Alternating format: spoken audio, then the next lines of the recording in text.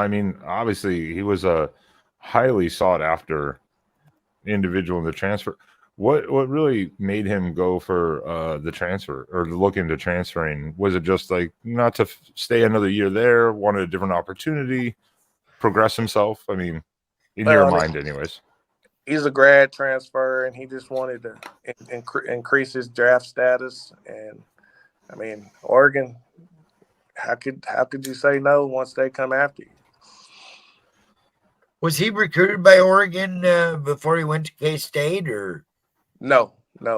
K-State was the only P5 when he came. When he came out of JUCO, he was initially going to go to North Texas, and then at the last minute, K-State came through and swooped him up, and rest is history. Can't blame him there. I mean, North Texas would have been still nice, but yeah, when K-State comes calling, you got to take that opportunity. Yeah, I got to take that P5 opportunity for sure. Yeah. Where's he expecting to get most of his reps at this year? Safety? It'll be the strong safety. Him and Evan Williams are like twins. I mean, if you see them, you kind of think they look alike a little bit, but they're built alike. You know, speed wise, they're probably the same. And they'll both come up and hit you, and they'll steal it, intercept it. Yeah, I saw some of Kobe's stuff at K-State, and man, he's for his size, he's got some good burn speed, and definitely can react to the ball better than a lot of guys can, and I think that's going to definitely help him improve his draft stock, especially at Oregon. Right. When we came up on the visit, Coach Tosh and what's the defensive back coach's name? I can't think of it right now. Hampton. Coach Hampton. Yeah. They just laid it out and showed us how they were going to use him, and I mean we've been fired up since January. Well, that's what I was going to ask. I was like, was it, obviously Oregon. I mean, I don't know how long people want to say it's been, a brand, but I mean, like, looking at the team as a whole, was that it? Was it the coaching staff, not just the location of the school? Was it the coaching staff that really kind of cemented, like, hey, we want you? And he's like, this is the best fit for me. Or you think that was? Oh, yeah, because we were scheduled to go to Seattle. I think we came in on a Friday, and we were supposed to go to Seattle on maybe Saturday. And, man, we were there for about 5 or 6 hours, and we're like, we're not going to Seattle. This is it. It's always nice when you can steal one from the puppies. Yeah. Who wants to wear Adidas? Yeah, the team up north. Yeah. Washington fans, they've been quiet lately, so I won't be too mean. I won't be too mean on the Washington fans tonight. Yeah, but Tosh and Hamp, man, they just bring the energy, and Coach Lanning brings the energy. And during the recruitment, I mean, the whole staff was texting me and Kobe's mom and texting Kobe.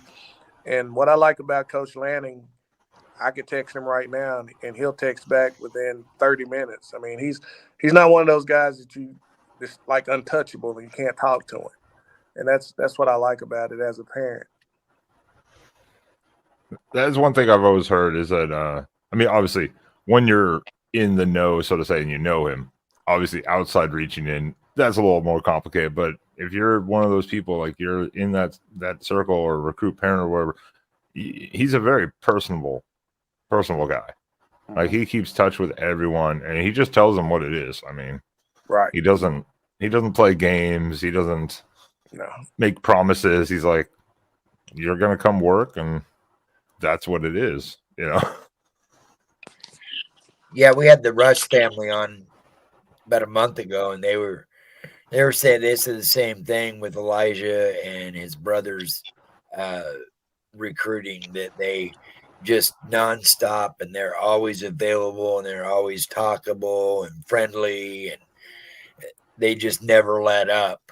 And that's what sold them as well, was the fact that when Oregon seems to go after, lock on somebody, they're they're going full bore 100%. They're into that recruit and they're not stopping. Yeah.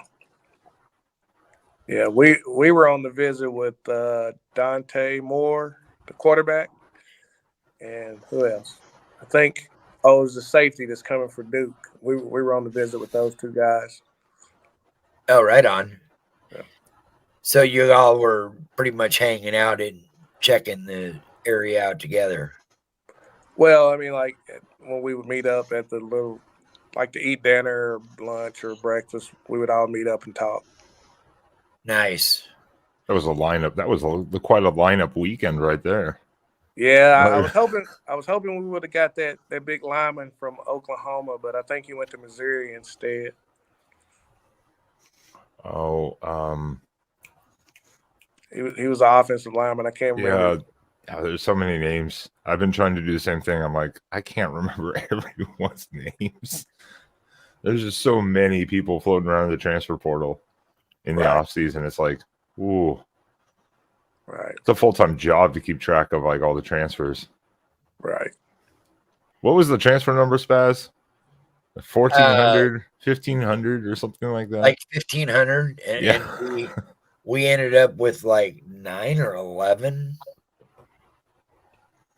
It's a lot of guys. I mean, whether just transfer or like in Kobe grad transfer, which when you're a grad transfer, that's a whole different situation to me. That's a whole separate scenario. You're a grad, go do your final year somewhere, you know. There's just too many transfers though to keep track of. Kansas State didn't look at it like that. They didn't think that it was okay for him to leave, even though he was a grad transfer. So. Oh. Yeah, they were I saw some of your little minglings online, and I was like, "Is he poking back at Kansas State? Because it kind of looked like it." The K-State doesn't like the grad transfer thing. Oh well, it was okay for certain people to do it, but I guess they thought Kobe needed to stick around. So I don't know. It'll be okay.